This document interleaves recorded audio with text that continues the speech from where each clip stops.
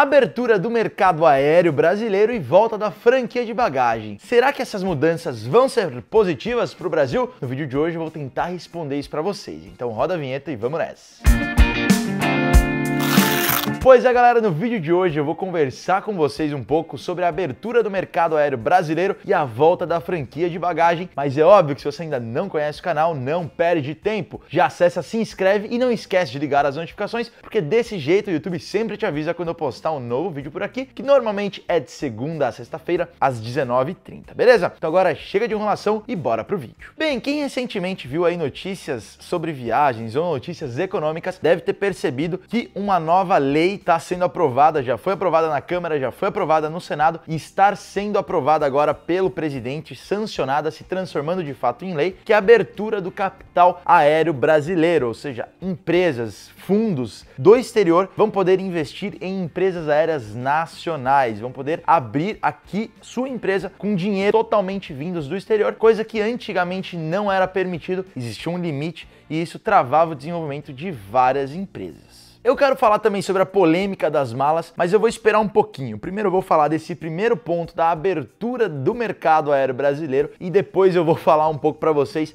desse segundo ponto das bagagens. Bem, falando um pouco sobre a abertura do mercado, na verdade não é que as empresas aéreas estrangeiras vão poder realizar voos aqui no Brasil. Por exemplo, não vai poder a American Airlines voar de Miami para Brasília, depois de Brasília para São Paulo e fazer um voo doméstico. Não é esse o ponto da lei. O ponto da lei diz apenas sobre empresas estrangeiras que querem abrir uma nova empresa no Brasil. Como, por exemplo, é o caso da Air Europa. É um grupo bem grande lá da Europa, eles já fazem voos internacionais para o Brasil. É uma empresa hoje espanhola e essa empresa vai abrir agora aqui no Brasil uma nova empresa aérea brasileira, mas com capital 100% ou quase 100% vindo da Europa, vindo dos sócios que são os donos lá do exterior. Muitas pessoas têm medo, que acham que isso vai tirar a competitividade aqui das empresas aéreas brasileiras. E eu penso muito mais pelo contrário, porque a partir do momento que você tem um mercado, no caso o aéreo brasileiro, que é gigante, o Brasil tem dimensões continentais, mais de 200 milhões de habitantes, uma falta e uma carência enorme ainda de aeroportos e de empresas aéreas. Afinal de contas, hoje a gente só tem 3 grandes empresas aéreas, a Latam, a Azul e a Gol. Afinal de contas, a Avianca basicamente já parou toda a sua operação por conta de uma crise que vocês já sabem que eu falei aqui no canal. Portanto, se a gente permite que mais pessoas invistam aqui no Brasil, a gente vai ter um clima mais competitivo e automaticamente isso se reflete em uma redução de custo, uma redução de preço de passagens aéreas e uma maior capilaridade. A gente vai ter mais aeroportos funcionando em todo o Brasil, tanto para voos nacionais longos, norte e sul, como também para voos regionais, como por exemplo Viracopos, Cascavel ou Curitiba, Pato Branco. O ponto-chave dessa abertura de mercado é que agora a gente vai poder ter dinheiro vindo do exterior para ter novas empresas aéreas. Então, os consumidores vão se beneficiar. E antes isso não poderia. Antes, toda empresa aérea aberta aqui no Brasil e que funcionasse aqui, por exemplo, a Azul, tinha que ser por um brasileiro ou pessoas sócios que tivessem um capital dentro da empresa, um valor dentro da empresa superior a 50% de brasileiros. Então, travava muito o número de empresas que podiam surgir aqui. E agora, com essa queda, a tendência é que a gente tenha novas empresas, como já está surgindo a primeira aí do grupo da Air Europa para voar nacionalmente aqui no Brasil. E com isso, outras empresas também virão, derrubando o valor das tarifas, dando a opção de chegada de empresas aéreas de baixo